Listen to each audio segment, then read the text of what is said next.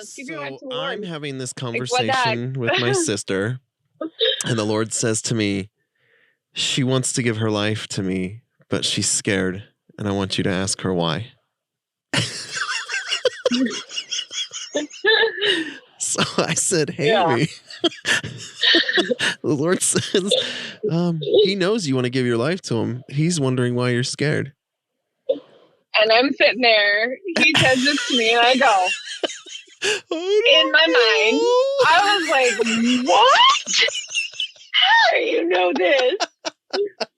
I mean, there were other words that were involved in that, but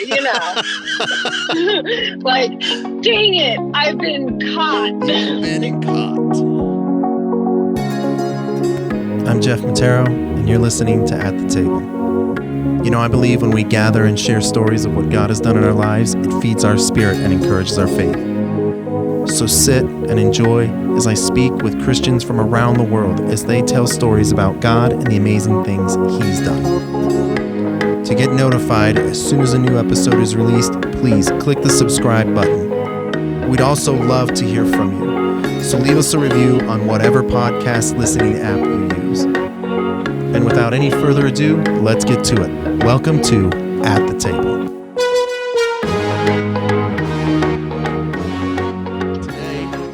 I am really excited. I have mentioned this individual in my story in the last two shows. I think the last two podcasts, I think I mentioned you, maybe the one with Gene. I don't know if I mentioned you with the one with Brittany or not, but I have my younger sister, Amy, on the show today. 6 years younger, by the way.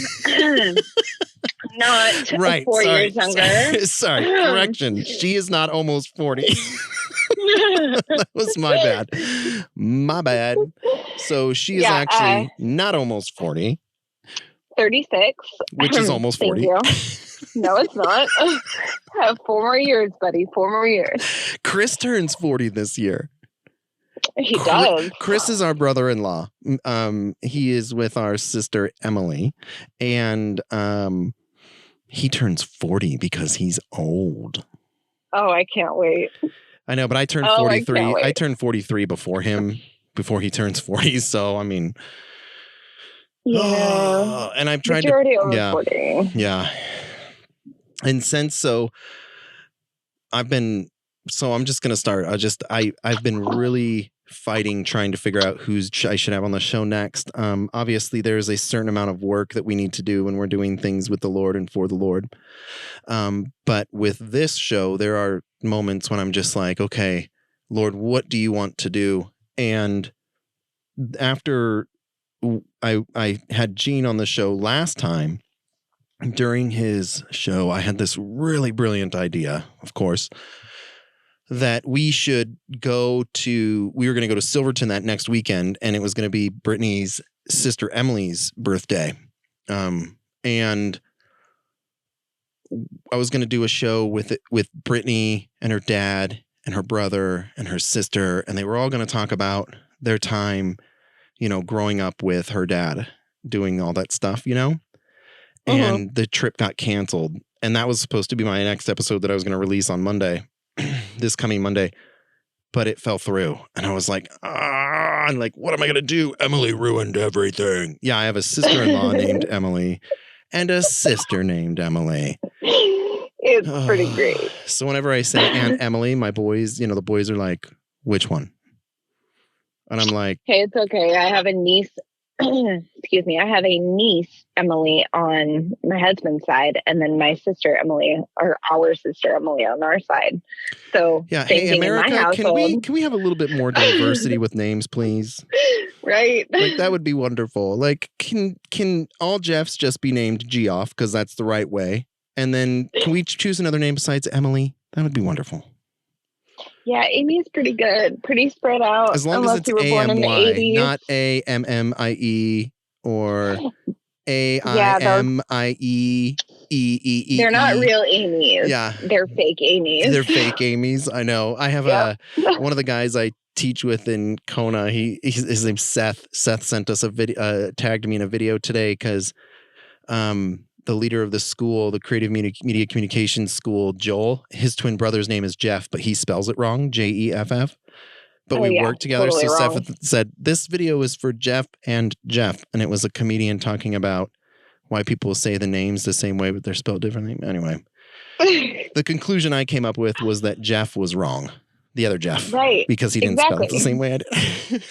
Yeah, I totally agree with that because I feel the same way. You don't spell it my way, then you're wrong. Yeah, yep. We're a humble family, by the way. Totally humble, if you couldn't tell. So, so I was really struggling with who to have on the show. Jean has sent me a whole bunch of individuals that are interested, which I'm super excited to get on. But I reached out to a couple of my other friends from YWAM, and I'm waiting to hear back. I heard back from one of them today. Hopefully I get to have him on the show. His name's Jeremy. He looks like Fabio. He's super gorgeous. He was my leader when I went to YWAM. He's the one who gave me the nickname G. Hasselhoff. A super cool guy. So I hope to get to have him. But anyway, I was just spending, I got COVID. That was fun. And so that just kind of threw everything off. I just wasn't feeling good. And I just pout when I get sick. Like I just pout. And Gene was, when he was here, I had gotten it right before he left.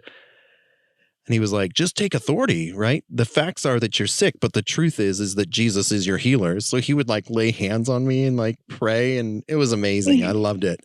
But I still pouted. And so a couple days ago, I was just really like, Lord, I really want someone to be on the show, like the right person. And well, Brittany came to me yesterday and goes, you should have Amy on the show. And I was like, yeah, that's it.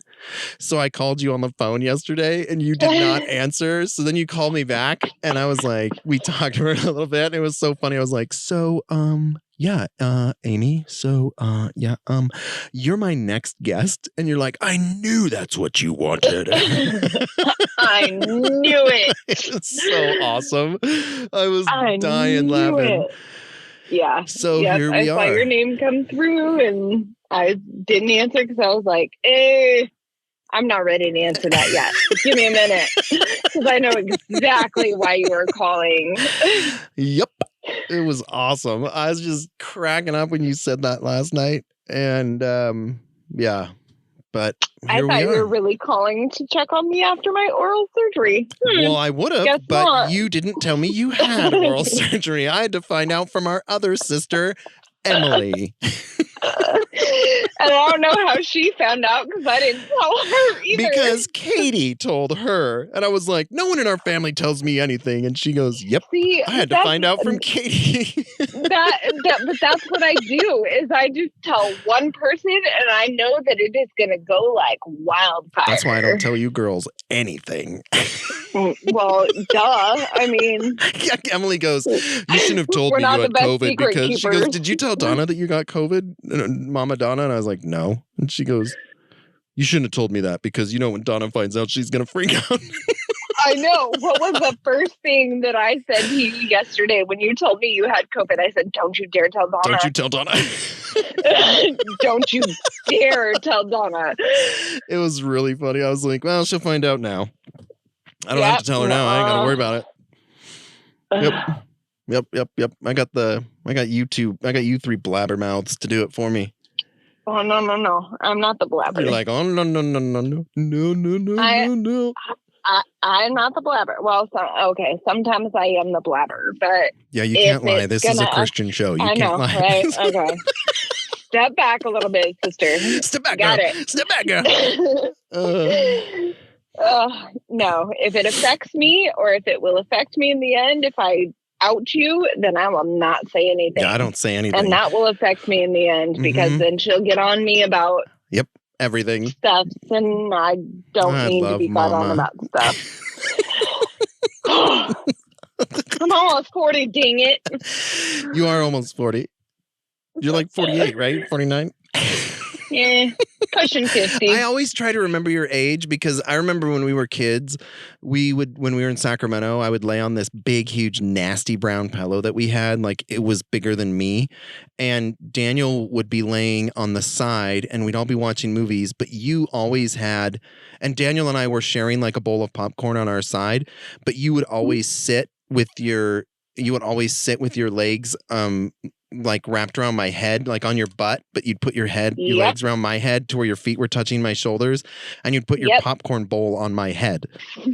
Oh yeah. And you would eat the popcorn out of that when you were like one or two. It was so funny. And I try to remember because I'm like, okay, how old was I in that picture? I don't know. And I don't even remember how old I was. I just remember we lived in Sacramento and I have that picture too. I need to find that picture. Oh man, yeah. Good times. I have a lot of pictures where I'm sitting on your head, aka shoulders. Yeah, you did that. Yeah, you did that a lot. Yeah. So, because you're my person. Yeah, we homies like that. Anyway, here we are. You're on my show. Not my show. Let me rephrase. Here you are. God's show. On the show. I can add the glory about this is I can edit anything out I want, but I probably won't. I'll just leave that on there because I'm lazy. Anyway, that's just more work. Anyway, here we are. I'm so glad that you agreed to do this. I honestly didn't expect you to be on for a little while longer, but I am so glad that you are number 3. Number 3. Yeah. So here we go. So, so as you guys have heard in the last show, Amy is my sister who got saved on February 9th of 2021. And that was awesome. It was such an incredible day, and yeah, very fun. It was a great day. Dun, dun, dun. Yeah. And that's it. Thanks, everybody. No, I'm just kidding. Okay, bye. Bye. That's my story. Anyway. Hope you enjoyed. So it was really funny when I asked you to be on the show last night. You were like, you'd said after you listened to the first episode with Brittany and I, you said, I really need to write my story down. And then I called you last night and you were like, oh dear God, I really need to write my story down. Yeah. So here we are. And then when I told you which family members of ours were listening to the show, you were like, oh no.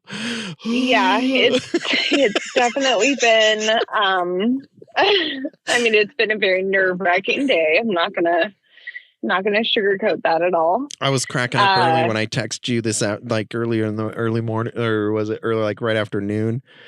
Brittany goes, what are you doing? And I go, I just texted Amy and said, how excited are you today? And she goes, you are so mean. She's nervous. And what did I text back with? You were like, I am so nervous.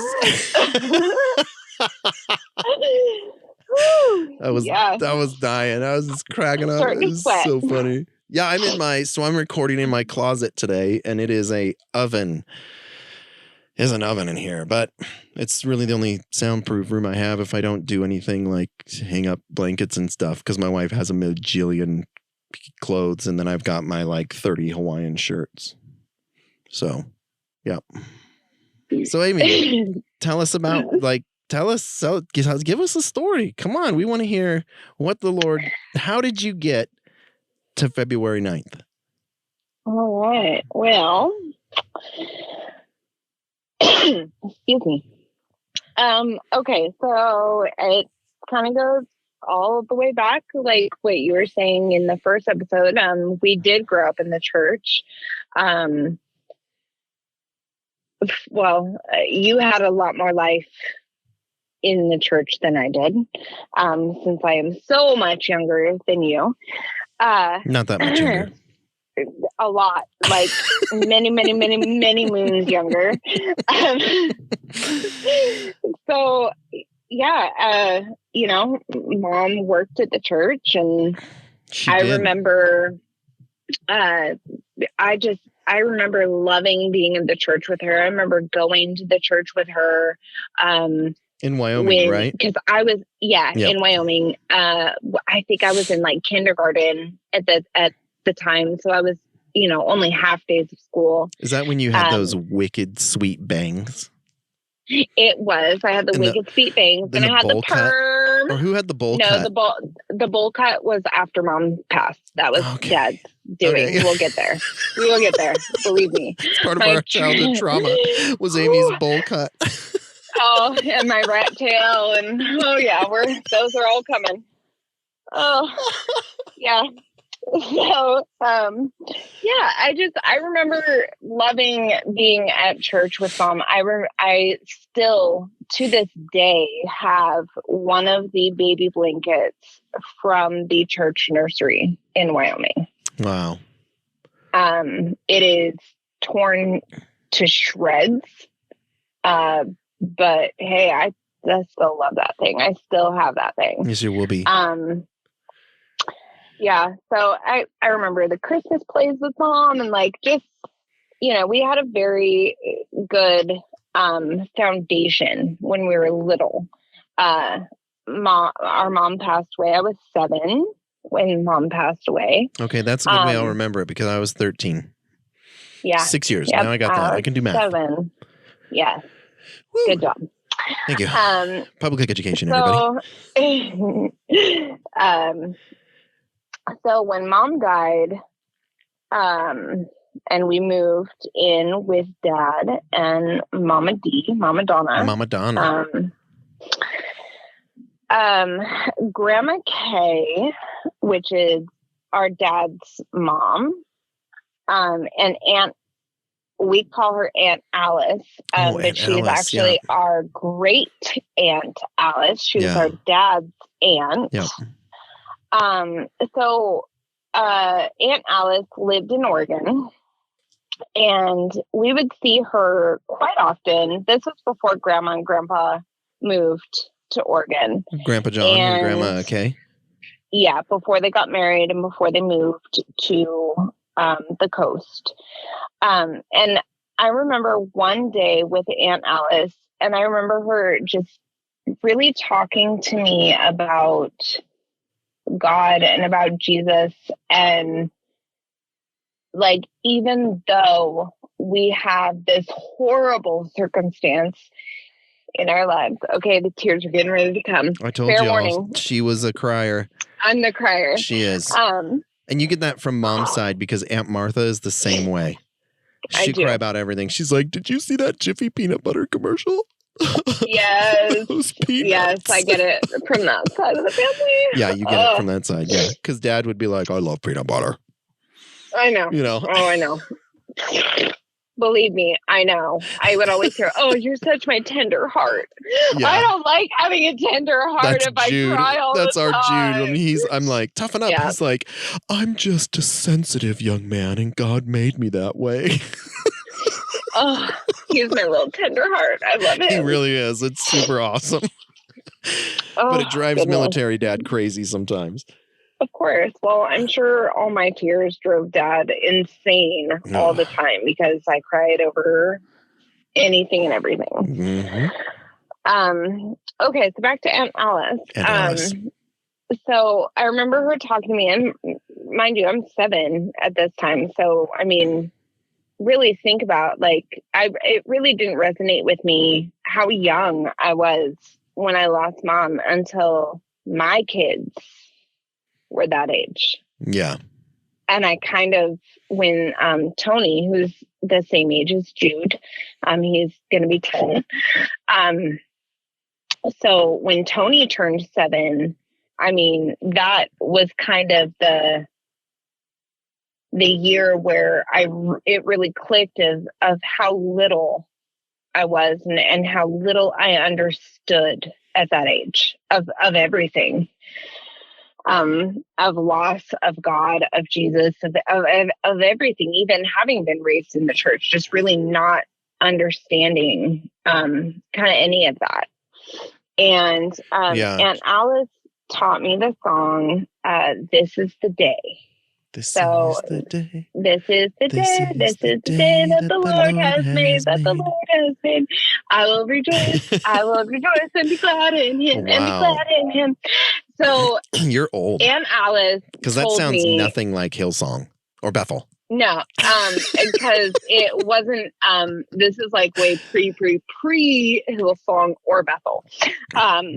Yeah. But so she taught me that song, and she said, so anytime you are feeling really bad and anytime you are just struggling, sing this song and it'll make you feel better.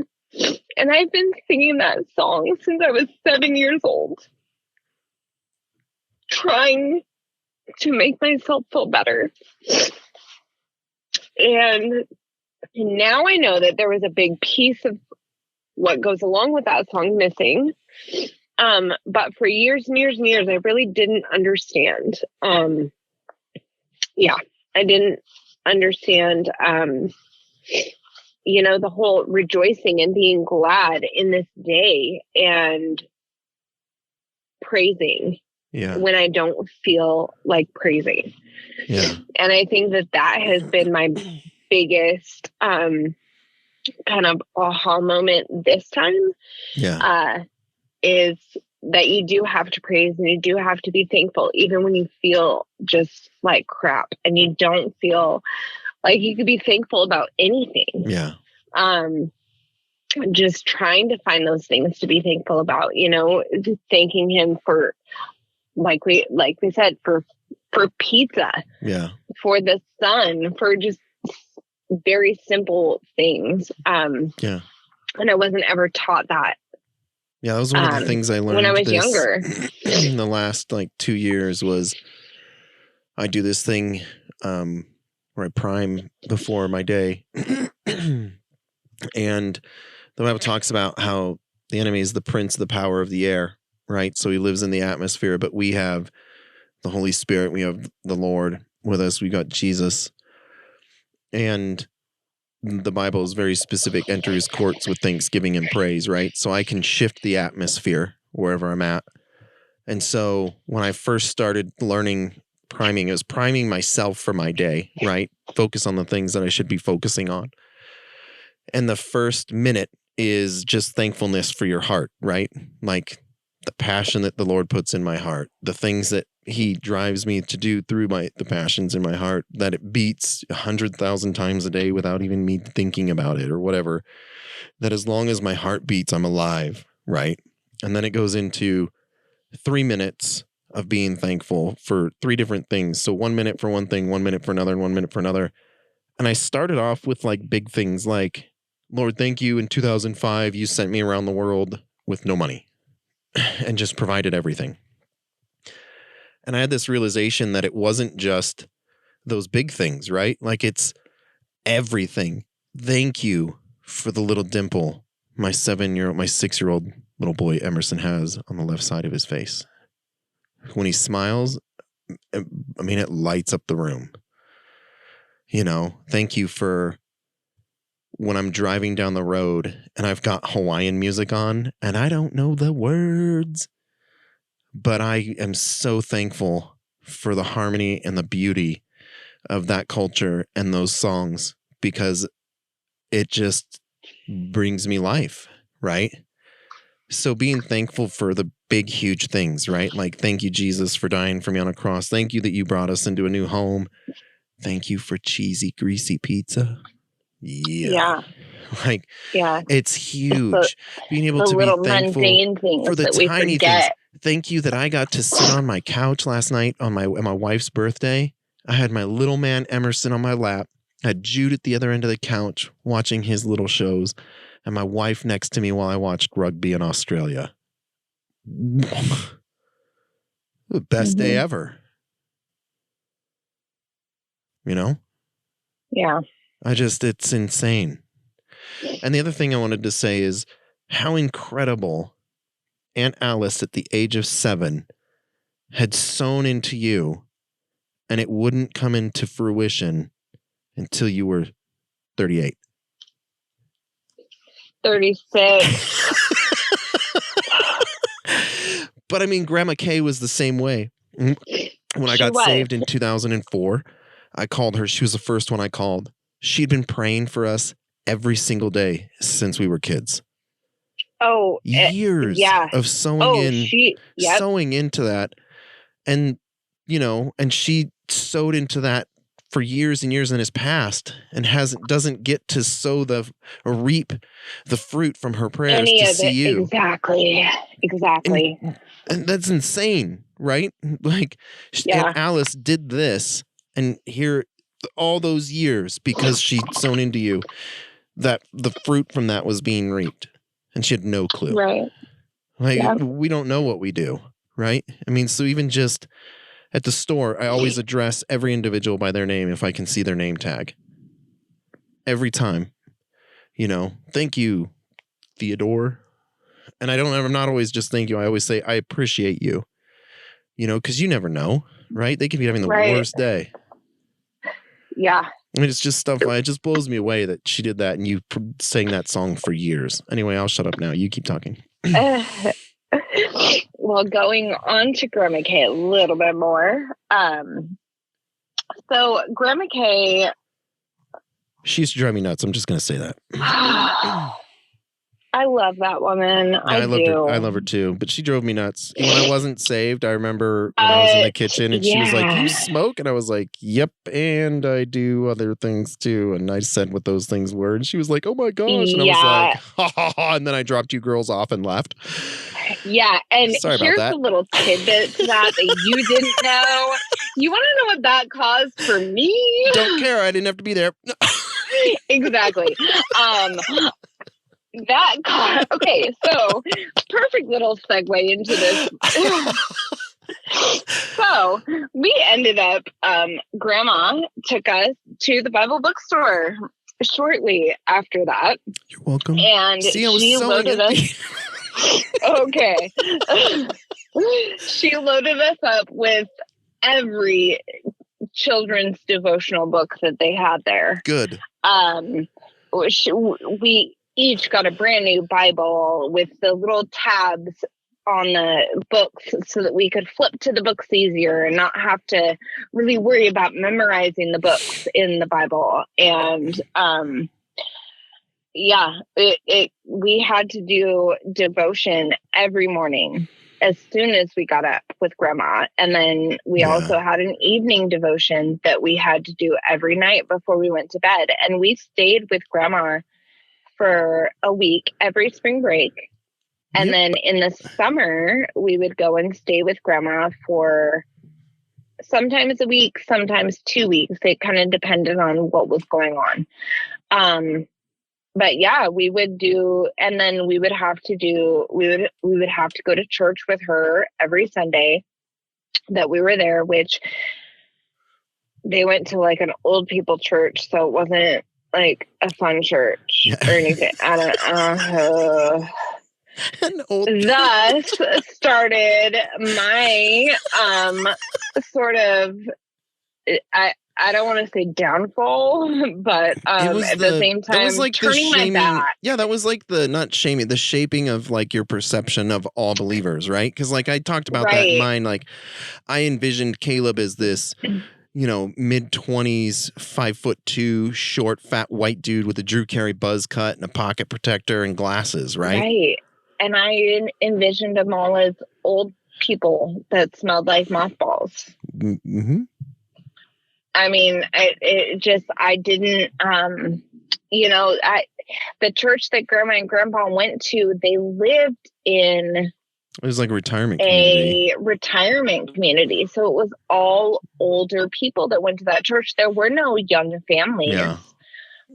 If there was a young family there, it was a family of one of the people that went there that were visiting. So just like we were. So there wasn't really anybody for us as kids to identify with at that church. And the pastor, bless his heart, he was just so flippin' boring. I mean, he was really boring. Like boring really boring. Like, just kidding. I know. I went. I know. No, I know. It was, yeah. So you compile all of that on with everything else that's happened in our lives, man. Right. It was a fight. And and not only that, but I started to feel like, I mean, in our at-home life with Dad and Donna, like, we didn't go to church, we didn't talk about God, well, Dad made us pray before dinner and before we went to bed. Yep. But thank you, Jesus, for this food. Blessed to our body's nourishment. In Jesus' name we pray. Amen. That was our dinner's prayer. We still do it here. And we substitute yum yum, bless the scrub, yay God. That one. Emerson does that one. I mean, we still, and it's funny because I've taught my kids that prayer, and my kids pray that before they eat. Yep. And it's just I don't know. Those were the only things that we did at home is we prayed before dinner. It wasn't before every meal. It was only before dinner. And then before we went to bed. Yeah. And there was no really structure about how to pray when we went to bed.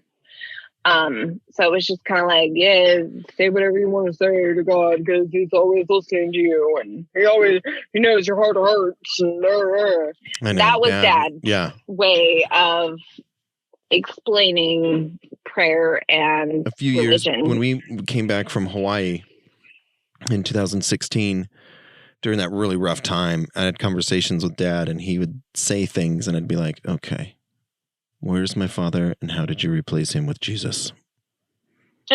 Because I mean, his answers were like straight from the Lord, and I'm like, Well, and I guess that's the thing that I'm kind of chaps my butt a little bit is that, we didn't really get to know that side of Dad, and Dad was a man of God. He did love God. He did love Jesus. He did have a relationship with God. I think he just had a lot of pain.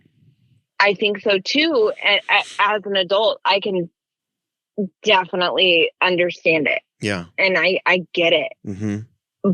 But at the same time, as a kid, as somebody's child, I'm like, wow, we really missed out on that. Like, I want to know what Dad knew and what Dad experienced. Yeah. You know what I mean? Yeah. And we now never get to, yeah. But that's interesting that you say that, because after Dad passed is when Uncle Geoff got a hold of me, and him and I had a conversation and really reconciled. And, in just a sobbing conversation between me and him, he was like, it's going to be tough, but I cannot wait till the day when I get to see your mama and your dad in heaven again. Yeah. It was like floodgates. I'm like, I love you so much, Uncle Geoff. Right. Yeah. I can't wait for that day either. So, Aunt Alice and my wonderful getting you to be able to have a Bible because of Grandma. Oh, yes. I was talking about Grandma. Okay, Grandma. So, with Grandma, another thing that sort of shaped the way that I saw religion and my relationship with God and things is, I felt, there were so many things that I felt like I had become responsible for the little girls, for the little sisters. Yeah. That was right around when I was like sophomore and junior in high school. Yeah. So Grandma had a conversation with me at one point about how the girls didn't have a mom anymore. And there were certain things that they needed to be taught. And they can't be taught those things by their dad. Their mom has to teach them those things. And one of those things is, love from a mom. Yeah. And it is very different, being a mom now I understand the difference of a mom's love and the difference in dad's love. I completely understand it. But again, being 7, 8, maybe 9 by this time that she's talking to me. I'm not understanding that whatsoever. So what I'm hearing is that I now need to become their parent. So everything about these two is on my shoulders. Yeah, and we can see it in just how. I mean, you could see it when Dad passed. Yeah, when the funeral happened, like, I had a very hard time stepping out of that and allowing myself to feel. Yeah, and I was just the disconnected brother still. I know. I was just like, dude, get in here. I was so sick, though. I mean, I thought I was going to die. I was so sick. Well, but you know what? Even with you, that mom part came in because I understood that you were having that. Oh, and then you guys and bought I me that understood that you Satan's needed juice. that time. I did not buy that for you. I would have never told you to drink that because I don't This is a little side story for y'all. If anybody brings you a green drink and you think it's the green machine, like those naked drinks, green machine drinks, but it's not in one of those plastic naked bottles, right? Like that super healthy juice. Do not open it and swig it because I am like deathly ill. I'm like super sick. And I swig this. It was like your body. It's like a massive detox. Celery, kale, ginger, garlic, cayenne. I thought I called it Satan's urine because it was so disgusting. Burn your nostrils. I almost threw up after I chugged half of it before I realized what was happening. I was like, I hate you girls. Like, I was so sick. Did you notice how my drink was pink?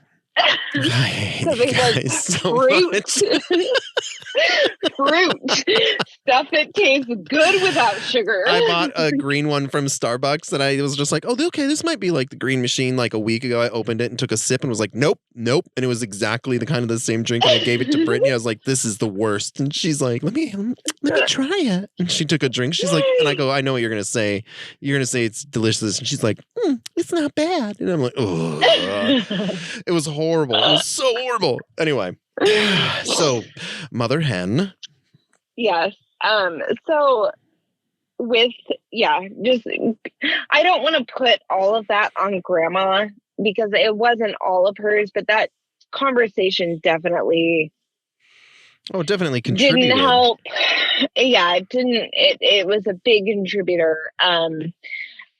Because at home, I was responsible for making sure that the girls, had whatever they needed, bath time. I mean, I potty trained Emily. I would sit in the bathroom with her after dinner every night until she took a poop.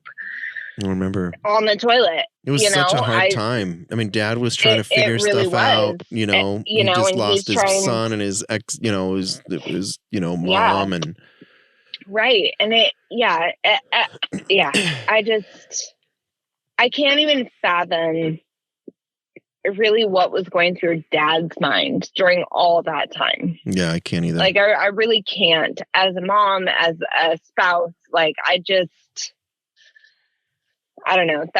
It's hard for me to, it's very, very hard for me to put myself in his shoes in that moment. Yeah, which is why when I went to New Zealand for my DTS, we were just finishing up the DTS. So it was already 2-3 months in.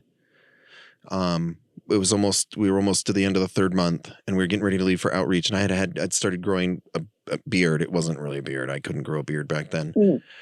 But my hair was longer, but I had this black beanie on. I still have the black beanie. I wear it every day because it's amazing. Anyway, I remember we were at a coffee shop and I was still trying to work on like that hatred and bitterness towards that time in my life with Dad and all those things. I had been a Christian about 1.5 years at that time. And I remember walking into the bathroom to have to go to we were at a coffee shop and I went to walk in the bathroom and the mirror was on my left-hand side. And I walked in and I jumped because I thought I'd seen Dad in the bathroom. And I was like, oh my God, like instantly I was like, what is my dad doing here in the bathroom in New Zealand? And I looked in the mirror and I could see Dad, myself and Dad, right? Like, we have some of the same facial features and we just kind of look at each other, but with the beard, it really made me look like Dad.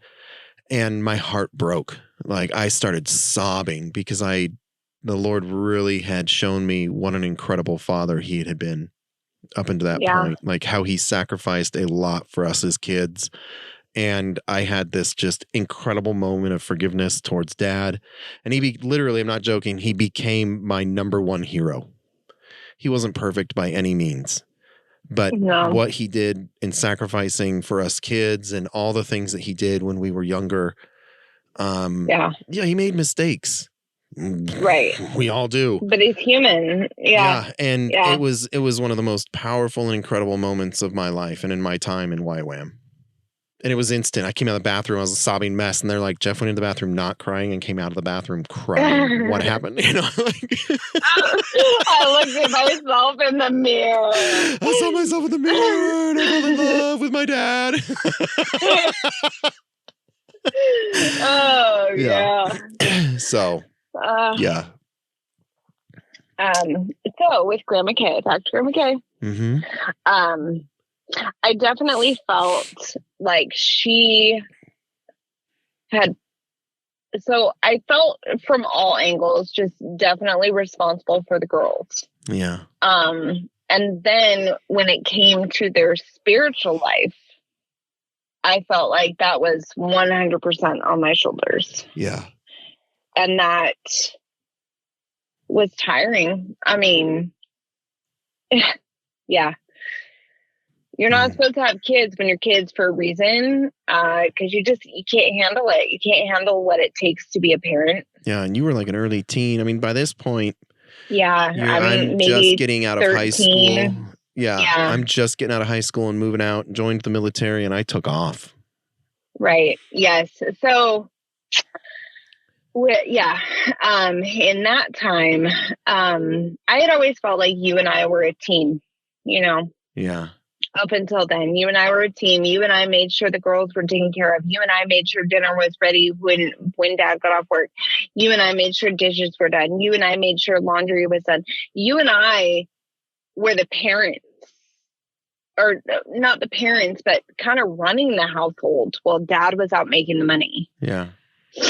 And then when you graduated high school and left, it definitely changed the dynamic in that house. Yeah. And in our family. Yeah, I ran as fast as I could. Yeah, well, and I get it because I mean, you know, I graduated high school and I did the same thing. I ran as fast and as not very far, but literally like down the street for you. I literally moved a block away, but I had to be out of the house. Yeah. You know, and that's when you know, I was getting older and Donna was allowing me to go out and hang out with friends that actually let me go back a little bit, because in my high school time I did have a time where I was really working on my relationship with God, and it was a very short time, just a couple of years. But I started going to Monmouth Christian Church. I still love that church. Yeah. Anytime I go back to Monmouth, I go back to that church because that is my home church. Always will be. Yeah, that's the way it is with Westside Church in Bend. No matter. Yeah. I always walk in and I'm like, I'm home. Well, and it's funny because now, so when I went to that church, the pastor was Stan Peterson. That's such a pastor name. I love Stan. Stan really showed me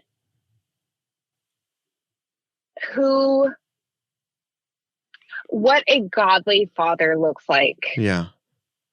Okay. Like, I went to school with his daughter, with Becky. Yeah. Her and I were really, really good friends. So, I mean, I would go over to their house on Friday night after I got my chores done, and I wouldn't come home until Sunday night when church was over. And then I'd be over there on Monday nights for youth group, and I'd be over there Wednesday nights for Bible study group. And I mean, I wasn't really home at that time. I really just loved being with that family. And just seeing the relationships between the brothers and sisters and the parents and children and the parents themselves, was just, that was the family that I wished I had always had. That was the family that I felt like I had gotten, quote unquote, gypped out of. Yeah. I felt like that for a really long time. Like Brittany and I kind of still struggle with that. Like, you know, you've heard of the stories of her growing up with her dad. So they're super close. Like she talks to her sister every day. And I'm like, why do you got to talk to your sister every day? Like you heard from her yesterday. I was like, I haven't talked to one of my sisters in like 8 months. Right. You know, and so it's foreign. Like holidays are really hard because they all get together and kumbaya and eat food and I live next door to my mother and father-in-law, and one of my sister-in-laws and brother-in-laws live 5 minutes down the road. So yeah, can we I get it. It's like the same thing, and it's like my husband's family, they see each other every day. They have a family business. They work together. Yeah, nah. They don't always like each other, but they have their relationships are worked on daily. Yeah. And so, yeah, it was really tough for us because we didn't have that at all. No. Because after mom died, I remember seeing Aunt Martha every day, or at least every weekend, because they lived in Montana and we were down in Wyoming. I mean, when we were growing up in California, we saw Aunt Martha every day. We saw Uncle Geoff and Aunt Suzanne and Bear and Lonnie every day. Or maybe not every day with them, but a lot. Yeah. And then when all that happened, it was like this massive splintering in our family. Right. And I think that was a huge part of like our whole, restoration. Right. Well, yeah. I mean, and a lot of it became on our side for the kids. And I know that, Emily and Katie both still struggle with this a lot, is the sense of abandonment that we feel in our lives. And it could be anything from like our mailman changing. Oh my God, my mailman abandoned me. Like it is just, it is really silly stuff that like the drama mamas. I don't want to say that normal people don't get, but that's really it. Is like, we've dealt with some things in our lives that like we went from having this life to it being the exact polar opposite of how we grew up. Yeah. And it was very, we had all these people in our lives, and then to the very next day, they're not in our lives really anymore. So it brought a lot of resentment and towards those people. And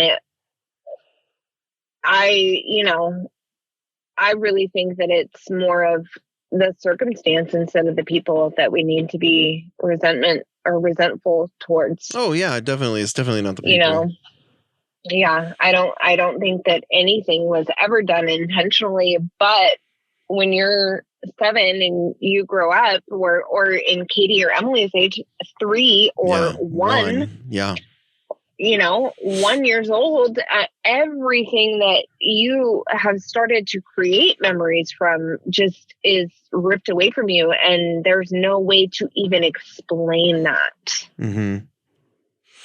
It's rough. So, Emily and I had conversations around that. And, because she was 1 when mom died. And then when dad passed, she was, we've had conversations since. And I think that's, that's the thing that makes the restoration even that much sweeter, is that when we are then saved and we have these areas of our lives healed by the Lord and restored by the Lord. I mean, come on, let's just be honest. I gotta say it. I fall in love so much more deeply with the Lord in those moments, because I honestly, in those moments, I can't see any way out. And then he comes in and he's like, whoa. And I'm like, oh my God. Like how do you get to be, how are you better than what I perceived already? Yeah. Yeah. So, and I have stories around that I'll share at some point during the show. Just not yet, because I want you to tell your story. Well, so here we are, high school. You're a Jesus nerd. I was a choir nerd, a choir Jesus nerd. You wore big puffy long dresses. No. So I believe it was the summer between my sophomore and junior year of high school when I went to the Christ in Youth conference in Idaho. Yeah. And that was an amazing experience. Like, I still think about that conference.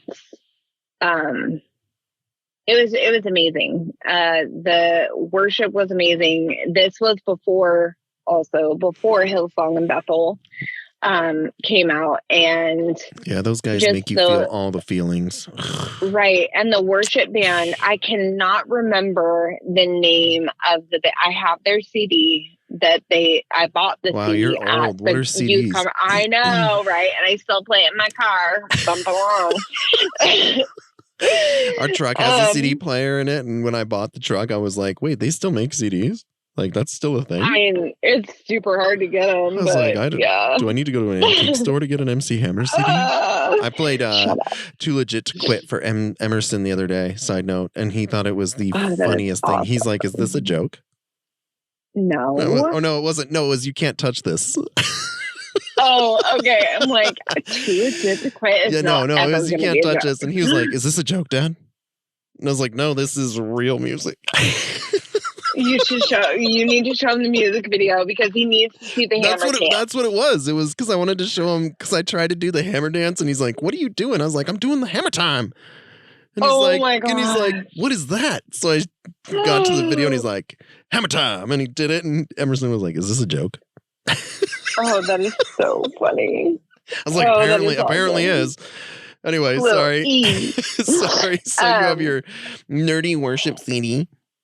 Yes. So in that whole conference, I definitely took away from the worship and the classes. They had classes that you would go and you would take, or teachings that they would teach.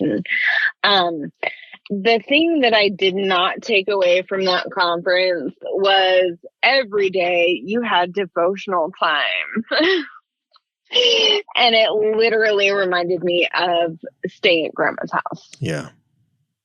So during devotional time, we would we'd go out we were at a college campus.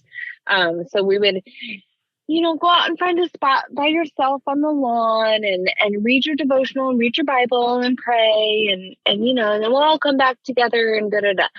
So every time we would do these things, I would go and I would sit down on the grass and I'd just sit there and look at everybody else and just watch everybody else read and pray and read and pray. And then I'd be like, all right, they look like they're almost done. Cool. This is almost over. So I was getting things out of it, but at the same time, I was just like, I'm not interested in this part. I don't really care about praying. It doesn't do anything for me. I don't really care about reading the Bible. It doesn't really do anything for me. Right? Exactly. Oh, how naive you were, little Amy. Exactly. So I actually got baptized at that conference. I remember I had to call home and ask for permission. You have to ask your mommy and daddy if you can be voluntarily drowned when you're under 18. Right. So I called and I had asked Dad, and Dad was like, well, I don't care. Well, yeah, that's Dad. Did you ask Donna? I'm like, well, no. You're like, sure. Yeah, I did. Give me the phone. So Donna gets on the phone and she's like, you want to do what? Yeah. And I was like, well, I want to get baptized. And she goes, well, okay. Yeah, that's totally Donna. I don't care. I love her. If that's what you want to do. She's so awesome. I love Donna. Not going to hurt you. So, I mean, it's your life. Yep. Right, have fun. That See you sums in up 3 the days. parenting. Yeah, that's your right? life. So it's your life. It's whatever you want to do. So yeah. So I got baptized and then I don't really remember what it was like. I mean, coming home or I don't even know. It obviously wasn't that earth shattering or anything because I don't remember it. Yeah, I remember when I was baptized. I was wearing camouflage shorts with my black As Cities Burn band shirt. And my mentor, Greg Koistra, and the senior pastor, Ken Johnson at Westside Church baptized me at a little park off the Deschutes River. It was freezing cold. But it was awesome. Yeah, I got baptized in a swimming pool wearing a Mooks t-shirt. Nice. Yeah, I was like, that probably was not the t-shirt you should be wearing to get baptized in. But okay, shirt, whatever. But yeah, I get it. Yeah, yeah. It said Mooks right across the boobies. Good job. And I was like, it's sophomore in high school, and thinking. not an appropriate shirt. Yeah, just not. Yeah. So yeah, I just kind of floated along in church, really, and then it was my senior year. I started hanging out with the Mormon crowd, and started going to church with them, and with my best friend at the time. And I remember I had come to Dad. And I had made the decision that I wanted to become Mormon. And I came to Dad and I said, Dad, I want to become a Mormon. Like, I want to join the church and and all this stuff. And I have a sponsor family that's going to help me, and they're going to make sure that I walk in the right path and everything. And Dad looks at me and he goes, so have you done any research on this, like, at all? And I was like, what do you mean? He was like, have you even read the Book of Mormon? Well, no. Have you even talked to any of the families that have been excommunicated from the church that are in our community? Well, no. Okay, so we're going to do that first. And you and I are going to read the Book of Mormon together. Really? And then we're going to sit down and we're going to talk to the Cole family, because the Cole family has been excommunicated. They left the Mormon church. Really? And we're going to talk to them, and you're going to learn about their experiences with what it's like to try to leave that religion, which it should never be like that. Wow. To leave something. Okay. And I was like, I don't really want to read the Book of Mormon with my dad. Oh man. But because of that, Dad was like, if we read this book and we talk to this family, and you can still come to me and say why you want to join this church and why you want to join this community, then I will let you, because it is not my choice to not let you. Interesting. But I want to make sure that you are completely educated in what you're about to do. So because Dad was the smartest flipping person I ever knew. So smart. Like, anytime I had a question, even now, you know what I mean? I know what you mean. If I have a question, the first person that pops in my mind is to call my dad, because my dad will know the answer, because Dad knew literally knew everything. Things. He was the guy who read like pointless facts books on the toilet. He was a walking encyclopedia. Seriously, ridiculous knowledge. So what happened? What happened after you read this book? Well, because Dad told me that, I decided, well, if he's going to make me read the whole thing and do all this research, then I'm just going to trust my dad that this is not a good idea. And I never read the Book of Mormon. That's so funny because when I got saved, I had an ex-girlfriend who contacted me like a week after I got saved and was like, I want to get back together with you. And I said, and I didn't know what to say. Honestly, I did not know what to say. I had just had a conversation like 2 days prior with a pastor from Bend. His name was Jay Smith. He's still a pastor. I think he's down in California now. An incredible guy. And he goes, if your spouse or your girlfriend does not love Jesus more than she loves you, you should not be with that person. And so I had no clue what to say to this gal who had called me on the phone, because this was a gal I'd hooked up with before I was saved, right? So like, yeah, we were, it was premarital sex, and it was just not good. It was not a good relationship. And I didn't know what to say to her. So I just said, if you don't love Jesus more than you love me, I can't be with you. And she was like, excuse me? She was like, oh, what did you say? And she chewed me out and hung up the phone. And I was like, if you don't know what to say, just repeat your pastor. Like. If all else fails. Oh, man. And so I told my mentor at the time, Greg, who is the youth pastor, and he was dying laughing. He was like, that is the funniest thing. Oh, that is so funny. So, yeah. We both made really sound decisions. My dad wants me to read this, then it's probably anyway. Yeah, so what happened after that? Idea. So let's go. I got into like the partying and all that, just that teenage 20-year-old scene. Right, exactly. And just went downhill pretty quickly into that, and just had more fun, and I don't know. Got with a guy, had my heart broken really, really bad, decided that I didn't want to live in Oregon anymore. And my cousin, our cousin Lonnie, she had come up and visited us. I remember that. When she came, she saw where I was living and who I was living with. And she was just kind of like, yo, dude, come move in with me. I loved Lonnie so much.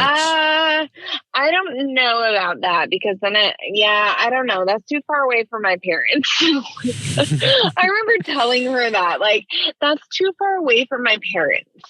Wow. And she literally was like, are you kidding me? Like, did you just hear what you said? Oh, I miss Lonnie so much. Like, I love you. And I love your parents. I love Mama D, and I love Uncle Paul. I love them both. But are you kidding me right now? She was so funny. Like, what are you staying here for? So that you can work at Walmart and be a loser? She was so funny. And she had a really good way of making you feel bad, but kind of laughing at the same time. Right? Exactly. What are you doing it for? Working at Walmart, being a loser? She's so funny. Yeah. And that's exactly what I was doing, working at Walmart. Man. So I moved down here with her, and I don't know. We kind of at first we were on the same mind frame where, we would go to church and do our good girl stuff. And then as soon as church service was over, we would head over to Fairfield and hang out with our party friends. Yeah. Yep. And then, get up and go do what we need to. We went to church on Saturday night so that we didn't have to get up hungover and go to church with Aunt Suzanne and Uncle Geoff on Sunday morning. Yeah. And this was 2004, 2005. 2004, 2005, yeah. 2006. Yeah. Yeah, right around that time, yeah. And then I came to visit. Yes. And when you came to visit, I think I was already moved out of Aunt Suzanne and Uncle Geoff's house, I believe. Yeah, because Lonnie was there. Yeah. Lonnie was there. Yes. Yeah. Yeah. Because I stayed at the house with I stayed at the house with you Uncle Geoff and Aunt Suzanne. Yep, and I stayed in your old room, and Lonnie was there. Yep. And I came to not my old room. and That is still my bedroom. Yeah, and I had just come back from YWAM. Yes, you had just gotten back. Yeah, so that was about the time when we had started to go our separate ways. So Lonnie was still very, she wasn't doing the partying after church and stuff. And, she was going to more youth group meetings, or I don't think it was youth group. I think it was because we weren't considered youth anymore. I think it was like a young adult group or something. You have to remind me, she sent me a text about a year after that. I'll have to tell you about it later. Okay. After that trip. It was awesome. Yeah. She I ruined you too.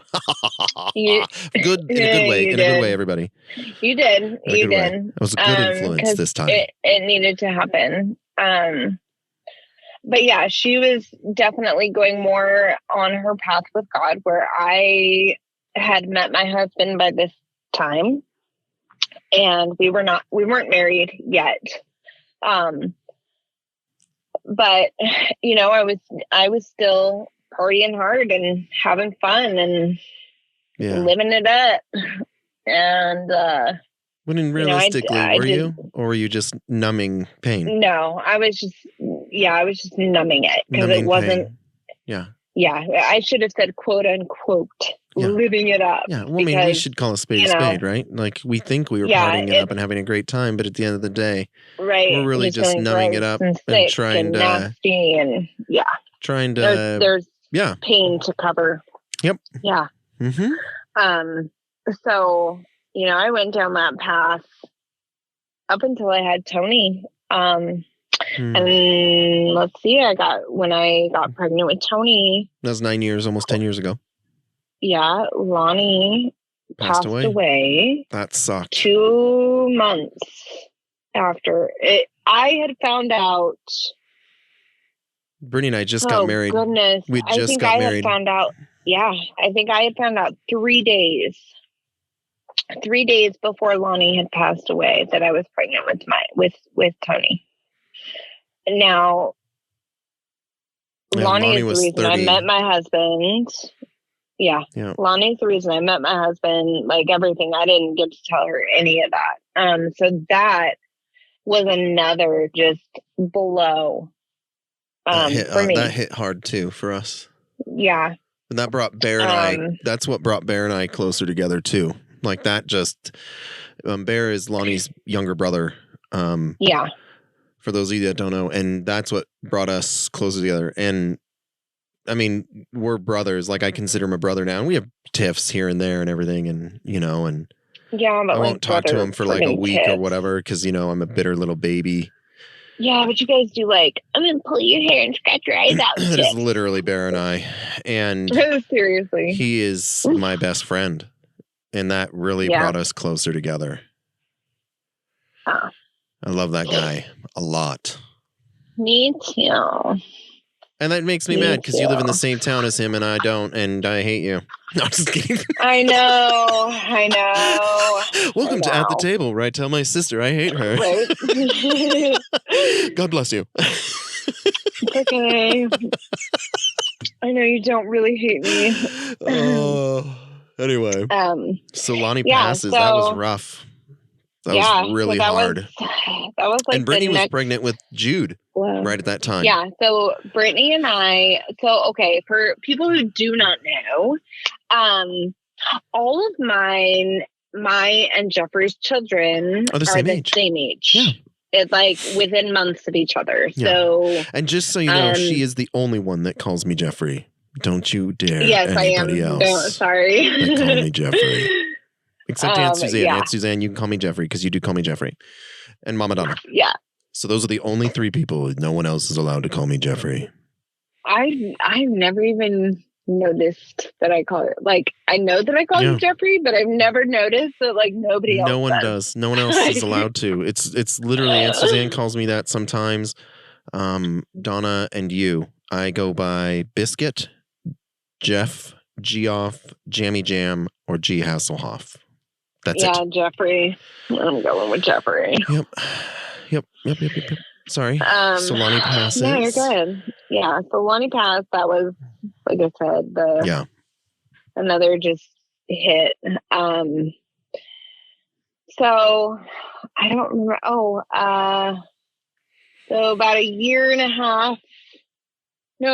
after that, my husband and I got engaged and decided to get married and all that stuff. And so fast forward to kind of now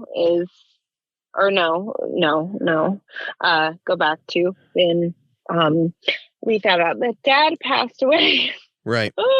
So a lot of years skipped. Yeah, and obviously that's the next one. Within those 10 years, you're trying to figure stuff out still. Yeah, and I mean, just sort of going along with I got into what I like to call like the rut or the you just check out. Like I was going to say, you just check out.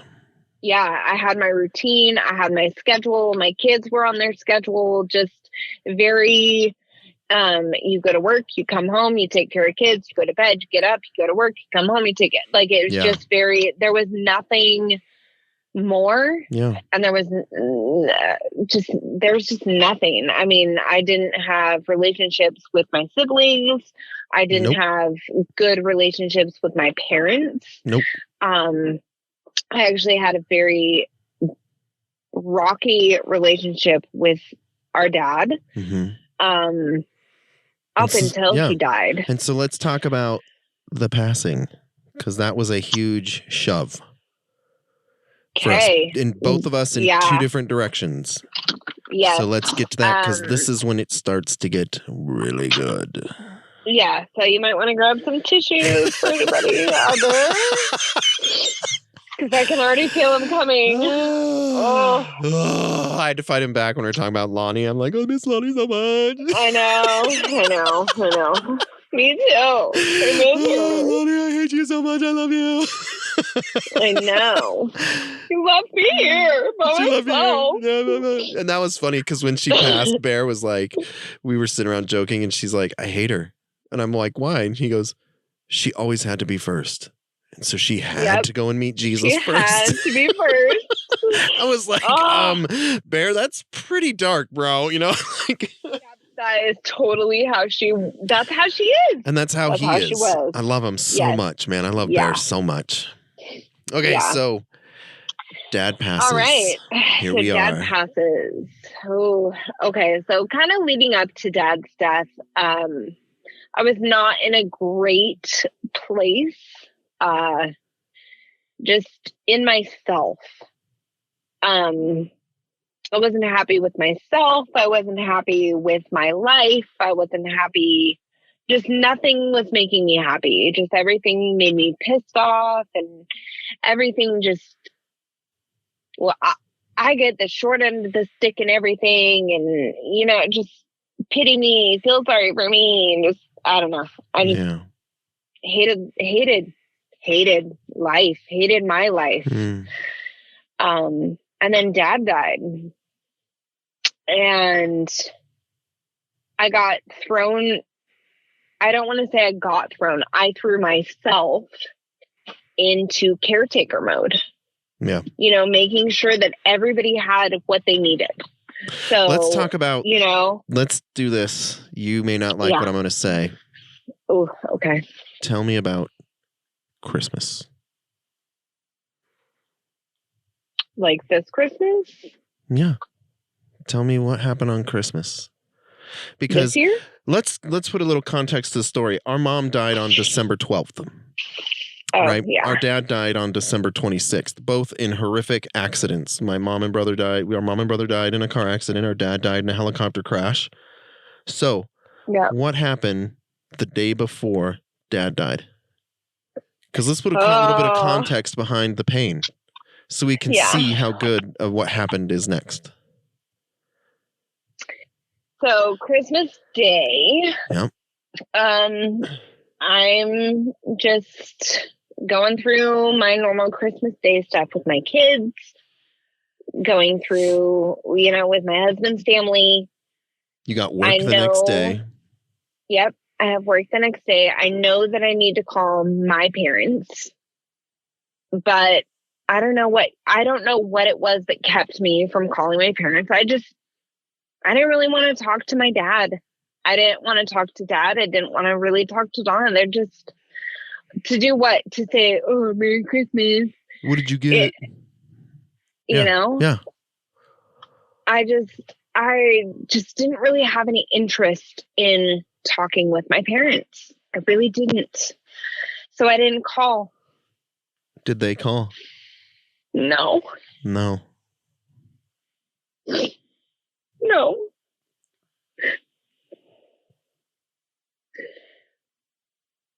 And then the next so I go day, to work.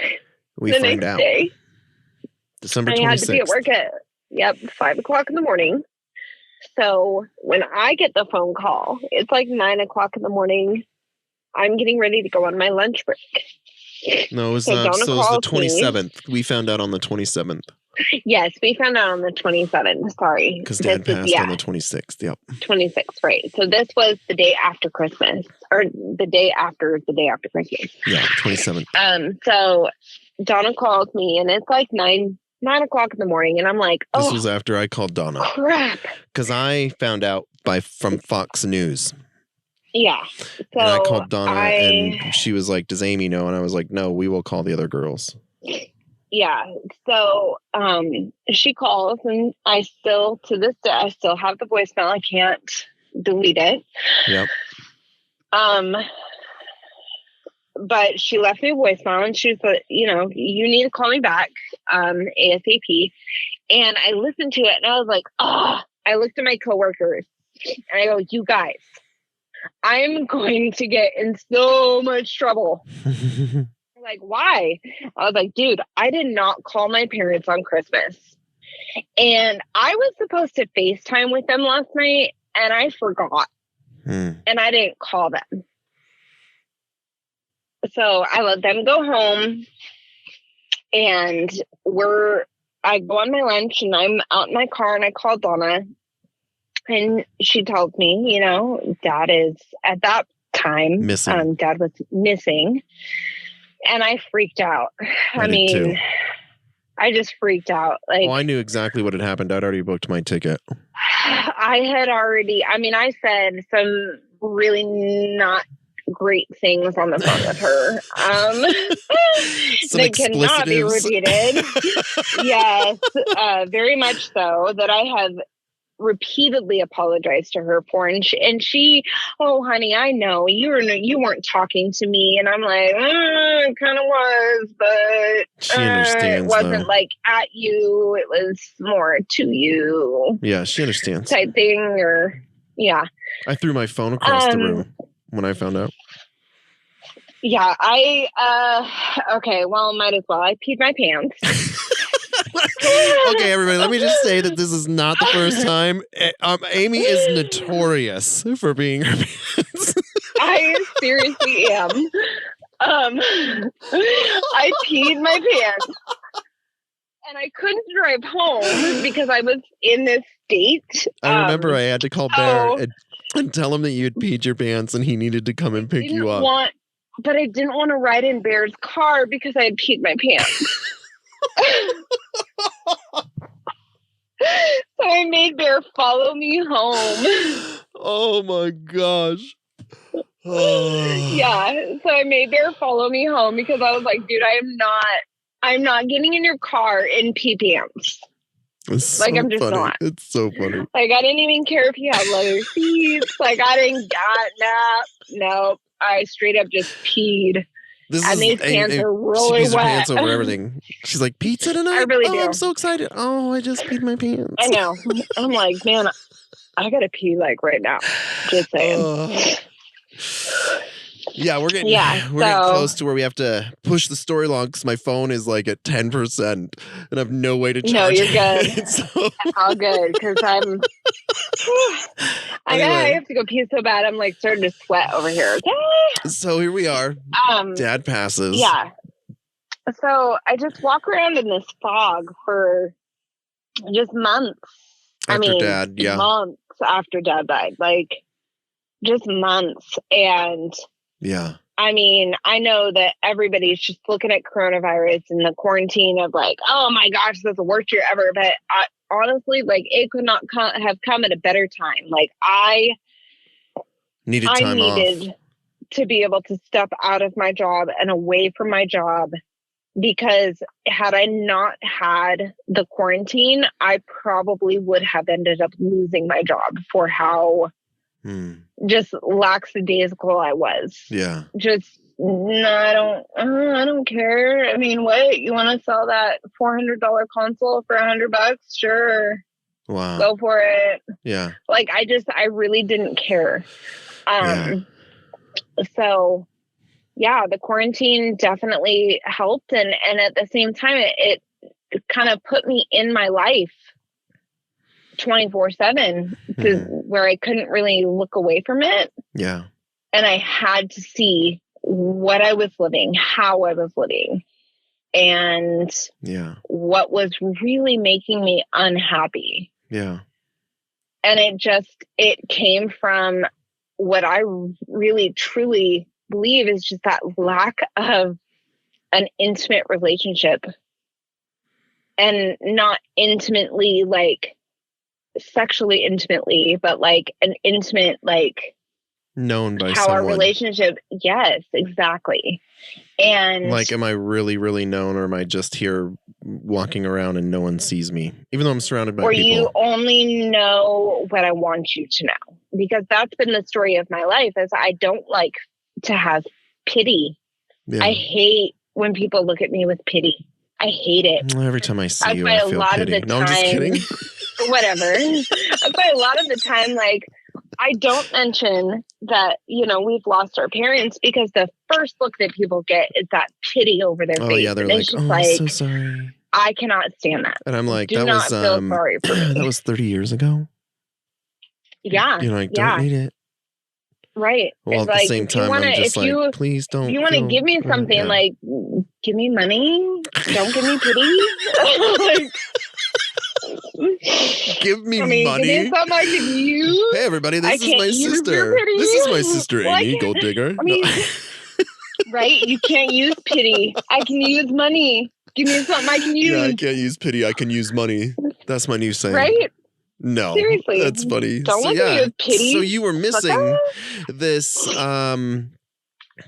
relationship to be, like, fully known. Like, fully known. Yeah. Like, for who you really were inside. That nobody knew the deep recesses of your heart, what was happening. Right? Correct. Yeah. Right. Is that a bomb in the background? So, are you making a bomb? No, sorry. I had to start my car. Oh, right. Yeah. Okay. So, yeah, let's see. The quarantine happened. Oh, and then lovely California. Yeah. Had the fires. Oh, that's in right. August. And your house was literally in that path, and your husband fought to save your house for hours. So, yes. And so you've got dad dying, coronavirus. I was pretty sure I was going to be a widow. Like, the voicemail that I left for Donna at 3:00 in the morning was, why is your phone not on? When I need you, I'm about to become a widow. Answer your goddamn phone. Yeah, I was prepped to drive down because we thought Michael and his Riley had been burnt to death. Yeah, mm-hmm. I was ready to drive down. Yep. Mm-hmm. This is a great year. All of our neighbors, are gone. It was just, it was, you want to talk about devastation like that. That was pretty full. Oh, that was pretty devastating. Yeah, it was scary.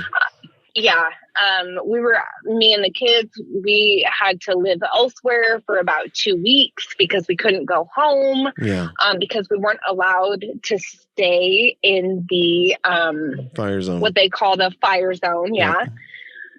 There's still, it looked like bombs were dropped. So even after the fires were done burning, we still every day driving out to my house. Now it's not so bad because it's rained and the green is coming back and grass is growing and things, but and they have removed a lot of the structures and stuff. Yeah. So it doesn't look so bad out there. But I mean, driving out there every day for months was just, it would kind of suck the life out of you. Just sort of super depressing. Yeah. Like, just, wow, this is where I live. Oh, this is so ugly. Yeah. And just draining. Yeah. Just really draining. And it made me really sad because literally right before the fires happened, I remember I was driving home from work one day and I was like, wow, you know what? I know that people talk crap about California, but I really do live in a beautiful place. That area is gorgeous. Like, well, it is. Sorry, and it's getting back to it. It's coming back. Yeah. But yeah, like I live in a very, very beautiful place. Yeah. Especially when we're coming, out of spring and into summer, and it just everything is in bloom and it's gorgeous. Yeah. And then the fires happened and it was just like, wow. And so here you are. We have Dad, COVID, fires. Yep. Yeah. And I couldn't take it anymore. I felt like I was really about to just kind of have a mental breakdown. I started, prepping my store, my team that I run. I started prepping them for, hey, we're going into Christmas, but as soon as Christmas is over, I'm going to need to step out and take a leave of absence for a couple months because I'm not right. Yeah. There's something wrong and I'm feeling really wrong. And I don't know what it is. And I really need to focus on me. Yeah. So I started that. That was in November. And I am the main boss. So I didn't feel like I could step out during holiday season. So I stayed and I worked and then, we got into January and still wasn't quite ready to take that leave of absence because I don't know. Like it came down to, well, what are you taking a leave of absence for? So you can sit at home and be sad at home by yourself all day? Like, yeah. What are we taking a leave of absence for? Like, you can't go anywhere. You can't go see your parent or your mom. You can't go see your sisters. You can't go see your brother. Like, I mean, you can, but you can't go anywhere and do anything if you go and see them. So what is this leave of absence for? So I don't know. I started really paying more attention to what's going on in our world politically. Oh boy. And that's where kind of you started throwing in more of the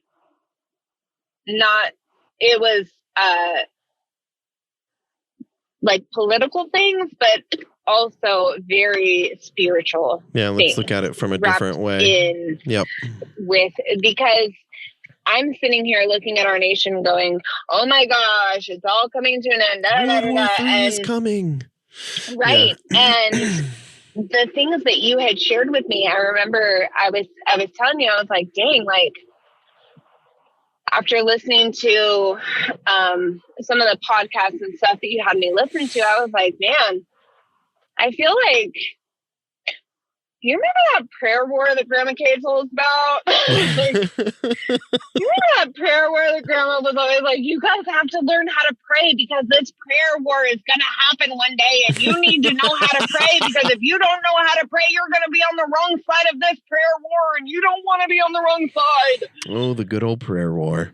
And I'm sitting here and I'm listening to these podcasts and I'm going, oh my goodness. That crazy old woman was right. Holy crap. Yep. Like, oh my goodness. Okay. So you start we have conversations in January, right? We do December and January, and they are, you start telling me that you're reading your Bible more, and you're praying, you're talking with your friend, Megan? Yes, Megan, who's a believer. Bless her. Thank you, Megan, so much. And so you have some big questions, and we start having conversations about these big questions. Well, then what happens? Yes. So I've always had the question of, how people can hear God, because I've never really felt like I can. And I had asked Megan, I feel like it was around like Thanksgiving time. I had asked her, how do you know that God is talking to you? Because how do you know that it's not just a voice in the back of your head that is telling you what you want to hear? Yeah. And she's like, well, I don't know. Yeah. And I'm like, okay, so why do you keep praying? Like, I still don't get it, dude, because in my mind, if I'm in this place where I'm like, well, I don't know if it's God talking to me, it could be the voice in the back of my mind. Well, then I'm going to take, that's the voice in the back of your mind talking, and you're crazy. So what are you praying for? Yeah.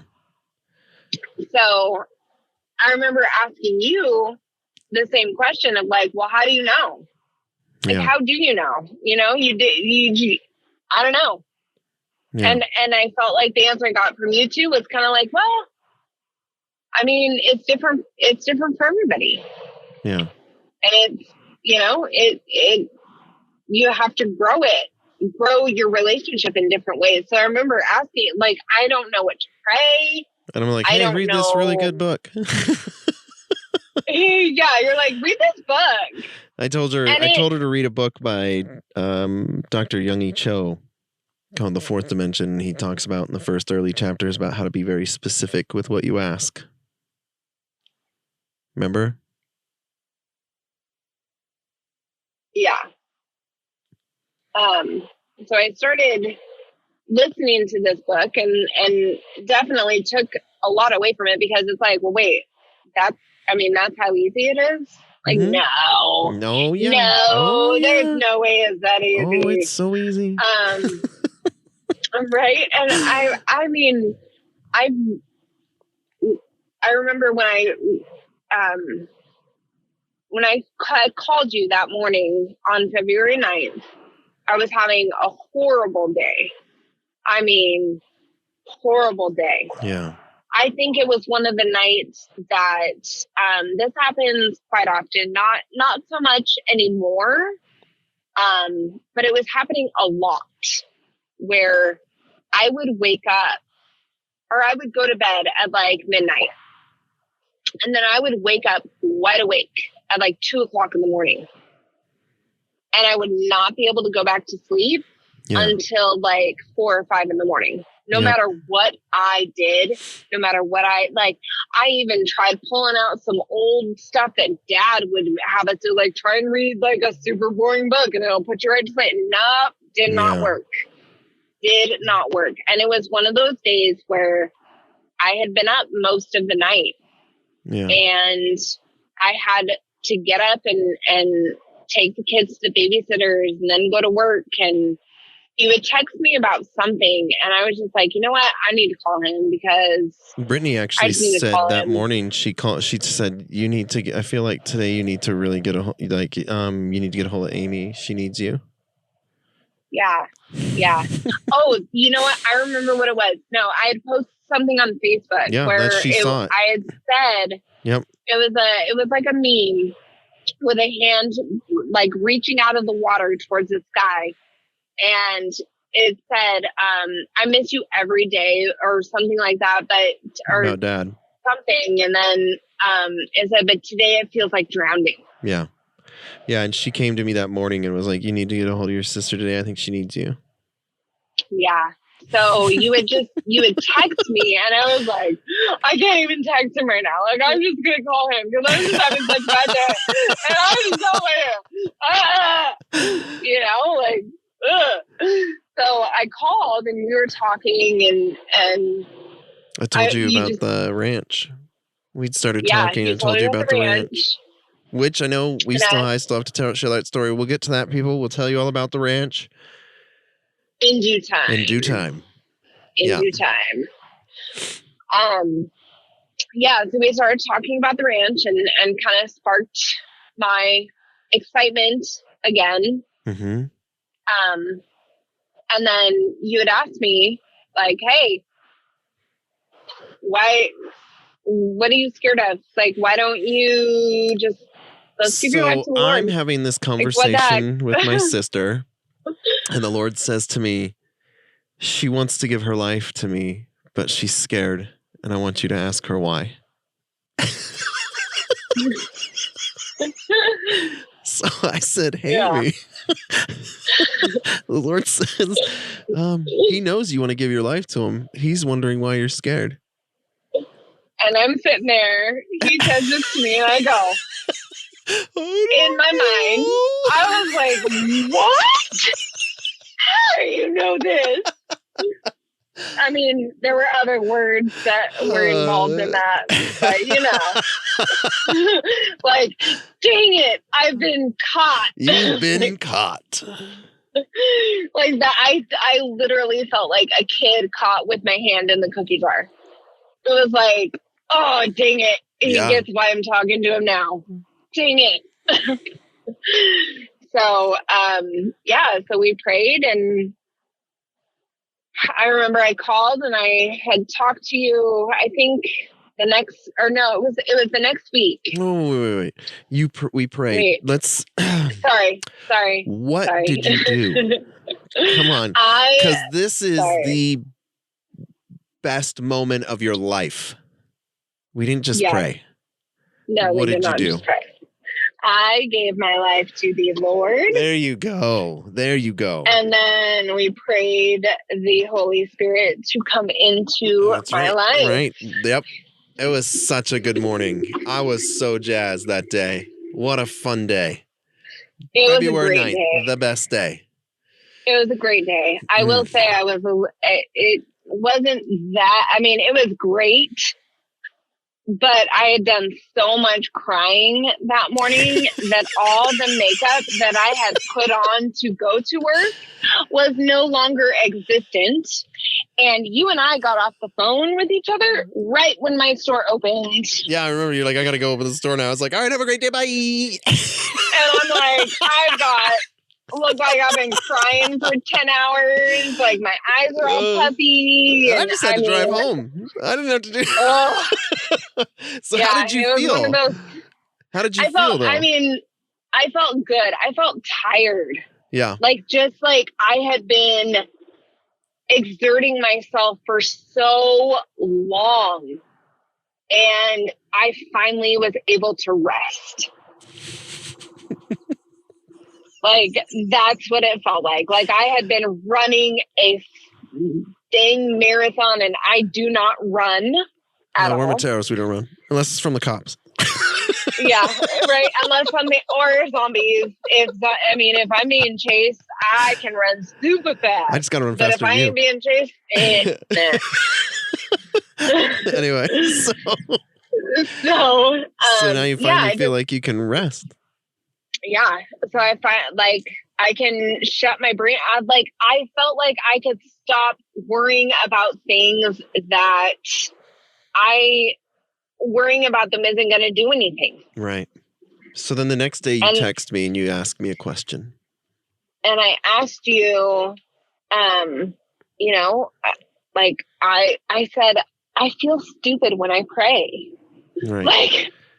I feel dumb. I feel like I don't know what to say. Yeah. You would ask what me, am I supposed to say? It was, let me clarify, because that is what you said. But you said, I have questions. Remember? Yes. And you said, and Dad's not around to answer those questions. Right. Yes. So what did I tell you? You told me that, we do have a dad.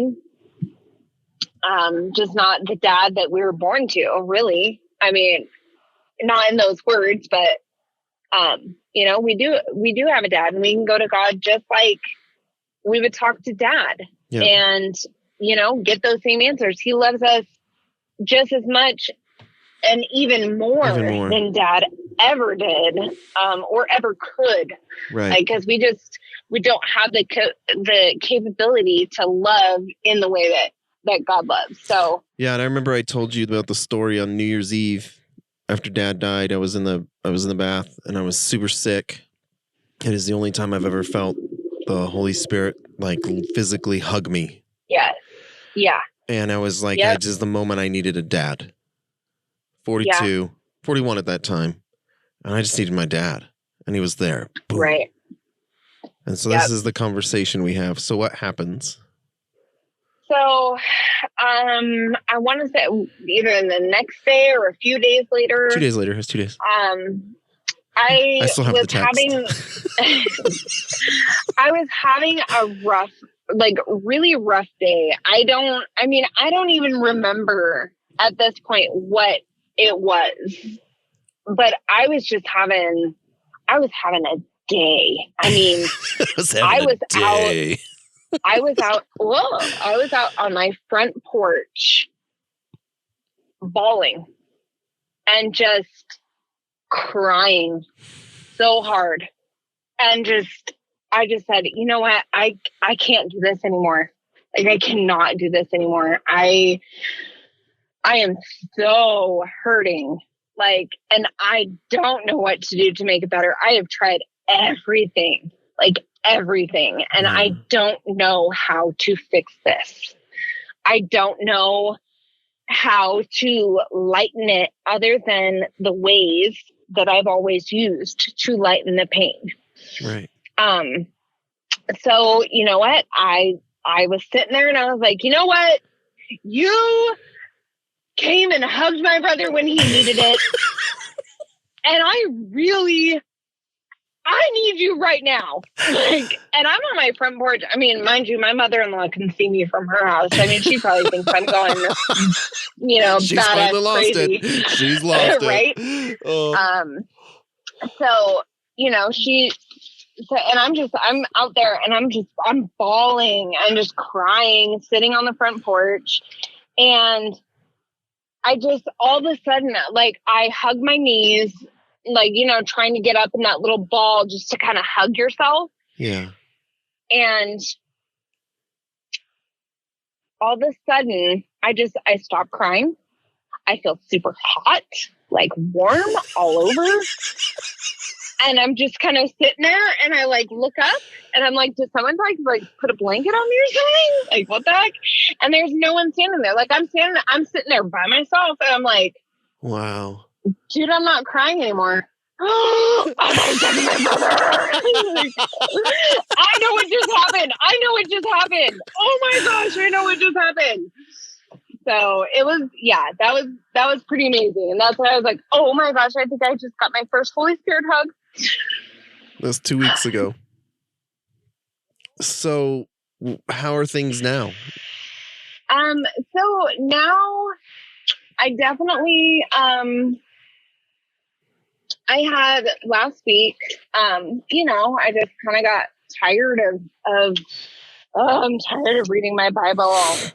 I'm tired of listening to worship music. Yeah. I'm tired of doing this. Like, oh my God, I'm not seeing any results for anything. Like, I'm praying about all this stuff and you're not doing anything to help me. So, I want to think it was like last weekend. Yeah. I took a couple days and I didn't read my Bible. For shame. In the morning. For shame. I know. didn't listen to any like worship or anything on my way to work. I'm just going to tell you now, I don't listen to worship. I don't. I know people are going to be like, what? Okay, let me rephrase that. I listen to a little Jason Upton here and there, but I told Brittany today, when I put reggae or Hawaiian music on, it creates something in me, like something starts, and I'm like, yeah. Oh my word. Lord, thank you so much for this musician's voice. That is how I worship. Man. And I don't know the words, and I screw them up all the. I mean, I'm a Kalakua Panala. I'm just, it's horrible. Like, I'm the worst singer of Hawaiian music on the planet. But it pushes me to that place. Yeah. So for those of you that feel bad when you don't listen to worship, please relax. Right. Relax. Yeah. I worship the Lord more when I hear instrumental Hawaiian music. Yeah. Yeah. Sorry, Amy, go ahead. No, you're good. So you were a naughty girl for a few days. Right. Like, I didn't do what you were calling, like, you're prepping, you know? Like, I did not prep myself. Or priming. Prepping, whatever. Yep. Same damn thing. So I didn't get myself ready for my day. You know what I mean? I didn't get myself in the right mind frame that I needed to be in. And I'm in that place in my walk where I do need to put myself in the right mind frame every day. Like, I'm not at the place where I can just wake up and be in the right mind space. Like, you want to hear something really cool? What? I've been a Christian since 2004, and I still have to do that every day. Yeah. Yeah. Yeah. Putting yourself in that place of thanksgiving and praise with the Lord is the number one thing you should do in the morning. And that's not like said in any sort of condemnation or rebuke or anything. That's from me learning the same way you did, where I was like, I neglected it and I didn't understand. I did not understand how beneficial starting my day. You just have crappy days when you don't start your day like that. And I don't read my Bible every morning, but there will be things that I'll focus on, right? I always do it I always start with just being thankful. And then there are the mornings where I'm like, I want to know my rabbi. I want to know the man who gave his life for me, who drank the cup of sorrow and literally suffered I can't even imagine it. And I just get messed up in the mornings when I think, and that's it. And I pray that in the mornings, I'm like, Lord, let my day glorify you. And in the end of the evening, I'm like, oh my word, I had a horrible day. I am so sorry. Relax. Yeah. Because I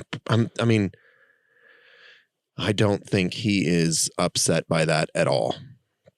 I don't think so either.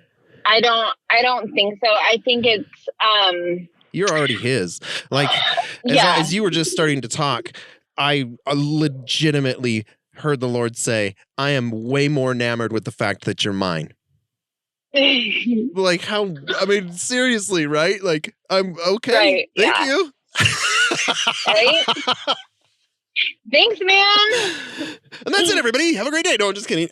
Right? So what happened on that day? What happened? You're saying this is last weekend. So I just had some really crappy days, like super crappy days. And I was just, I don't know. I was kind of starting to get into that like mood where I'm like, I'm praying and nothing's happening. I want magic, not relationship. Right. Like, I'm listening to my brother's podcast and he's telling me about when they were in New Zealand, you gave them stuff in seconds. I'm not getting anything. Boom. Right? Yeah. So definitely in that mood. You want to know what's funny? Preceding that time in New Zealand, and I feel like I should share this with you. Preceding that time in New Zealand, it was a year and a half. I got saved and it was a year and a half. I'm not kidding when I tell you my every night for that time frame in that year and a half, I didn't neglect, let me just say, I had the choice of hanging out with friends from the church, good people, or spending time in prayer and reading. And I'm not saying that it was the prayer and reading that caused those things to happen, but I got to know my dad. Does that make sense? I think the prayer and the reading it takes you into another level of spending time. I mean, one of my favorite people right now, Amanda Grace, she talks about she gets these words from God, and she has to spend hours upon hours in prayer to get these words. And she spends so much time, trying to nourish her relationship with God so that she is able to get these words. Yeah. Yeah. So, I think that, the reading and the praying, I think, it made a big difference. And it's funny too, because you were saying like, and I strongly believe that as Christians, we want magic. We don't want relationship. We want it to be easy. We want it to be like, God, I'm asking you for these things, and why aren't they coming now? I want them now. When right. The Lord's like, why am I not seeing a magician right now? I want you. I spent $400,000 in 6 years getting you in this position, and you want me to get you out of it right away? No way. Right. Right. Well, they want rescue, and the Lord's like, I want you. Exactly. And that's where I kind of had to have this aha moment of like, hey, what you're asking for, like, can God move mountains right flipping now? Yeah. Absolutely, He can. Yep. But are the things that you're asking for things that are doable right this second? And it's like, yes, but no. Yeah, and the other way to look at it is it best for me? The other way you can look at it too is it best for me? Is it going to draw me closer to Him, or am I just looking for an out? Right, exactly. Yeah. And I think that with certain things that I'm praying for and I'm asking right now, I'm not seeing, immediate results for those things, because I'm not praying for things that I can get immediate. I think that I am not praying for things that I can get immediate results for. Yeah. And still be what they are supposed to be. Does that make sense? Yeah. And the thing too is that, or let me say this, like when we first got the vision for the ranch and the Lord started talking to us about the ranch, I was still in a lot of pain. And if we had gotten it that first year, it'd have been a disaster. We're 3 years now from that date. This month, like last weekend was 3 years when we got the vision. And we still don't have it, but we're there. Right. We're right there. And I remember that first year with that pain, my desire was, yes, I want the Lord's vision for this place to be fulfilled. But when it happens, I'm going to tell everybody off, because I'm going to be like, look what I did. Right. Look what I did. So I told you. Yeah. And so I was asking for it for the wrong reasons. And it took 3 years for that to get worked out. And it wasn't until, well, not 3 years. It's probably about 2 years. Because it was about a year ago that I told Brittany, I was just like, I don't even want my name associated with it. I just want him. I want him to be the one that people see when they come. Yeah. That they aren't like, is Geoff here? I want them to be like, oh my gosh, we just stepped on the property and I can feel that the presence of this Holy Spirit is here. That's all I want. That's it. That's all I want. Mm-hmm. Yeah. So when when maybe you're asking for that stuff, may not be beneficial for you yet. Right. Exactly. And that's kind of, the aha / realization that I had to have in this last week is that, like, look, it's not, and we always hear it's not on our timing, it's on God's timing. Don't you want to just punch people in the face when they say that? Oh my God, I hate that. I'm like, okay, so I don't care. You want to get punched in the face today? Oh, great, right? Because I really want to hit someone in the face. Yeah, exactly. So, yeah. So that's the other thing. It's like, it's on God's timing. But it's true. It's so true. It really is. And I feel like I'm also kind of being tested in, like, not like, all right, I'm going to put this test out for you to see how well you do. And if you do good, then I'll give this to you. But if you don't do good, I won't give this to you. I don't think it's a test like that. I think it's a test to show myself of like, look, this is what you do. You stick with it for a couple of weeks. And when you don't get your results, you start doing it. And that's exactly what happened. And I had to pull myself back out of it. Yeah. And yeah. And, you know, I feel like a couple days ago, I was given sort of Were you having a pity party? word. Did you have a pity party and invite the Lord? No, I did not. I do that, and then the party doesn't go very well because he didn't let me keep having the party. Right? No, see, that's why I don't invite him, because I want to have my party. let me wallow. Yeah, I'm like, fine, creative universe, you can come to my pity party, but don't ruin it. Right. So yeah, I don't remember what I was going to say. You were saying you felt like you got a word. Oh yeah, the gal who is having a hard time hearing from the Lord gets a word from the Lord. Go ahead. Well, right, I know. Yeah. Where I was watching a podcast a couple days ago, and the person giving the podcast, she's, you know, incredible, talking, and she is, and she's just doing her normal thing, and I've got my little book out, and I've got my Bible, and I'm going along with her stuff, and I'm listening, and I'm into it, and I'm like, yeah. And she stops like mid-sentence, and she's looking down at her computer, and then she looks up at the screen, and she goes, and she says something. And what she said, I'm looking at my phone. I'm in my bathroom with my phone, and I'm like, oh my gosh, she just said that to me. She just said, that was for me. Yep. So I was like, all right, God, all right, I'm sticking with it. I'm going to keep praying. I'm going to keep on praying for everything that I've been praying for. Like you just told me that what I am doing is not in pain. And that's all I wanted to know, is that I'm not praying for nothing. There you go. And that's where I'm at today. So I'm not praying for nothing. Nope.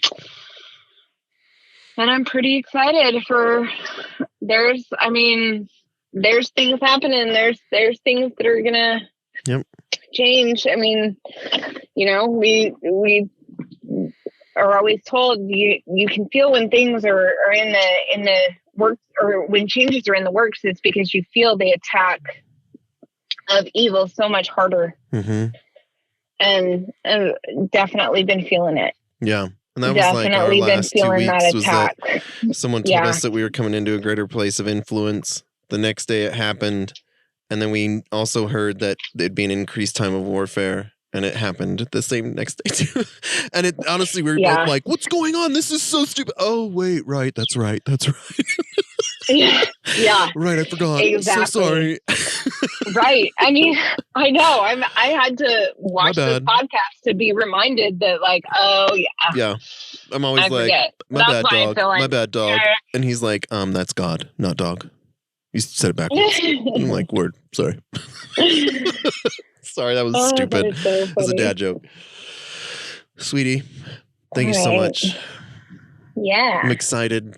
I mean, I love your text messages when you text me all that stuff in the morning. I just giggle and tell Brittany, and we giggle together, and then super thankful. Super thankful. For sure. I love it. It wasn't as painful or as bad as I thought it was going to be, so thank you. I know. I think we probably could have done like a 3-hour long show, but I mean, we're pushing it. We'll do take 2 of my story some other time. We are at 2 hours. This is the longest show. I want to thank everybody that stuck through this till the end. Thank you so much for listening. Please take the time to get on, and it helps us out. So more, not us, but it helps other people find the show easier if we get more reviews and more likes. Share with us your thoughts, and please, rate us and review us. We're on Apple, Spotify, and all those things. And just really want to pray really quick. Lord, I just really want to thank you for Amy. I want to thank you for the work that you've done. Lord, I want to thank you for all of the people that had sown into our lives as children, that fruit is now being reaped into our lives, and there's still more to come.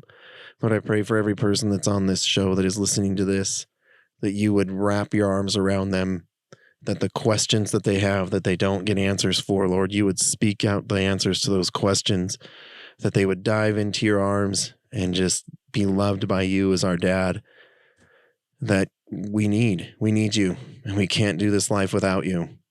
And so we thank you. May you remind us of the small things every day that we can be thankful for. In your name we pray. Thank you. Amen. Well, thank you, everybody. Till next time.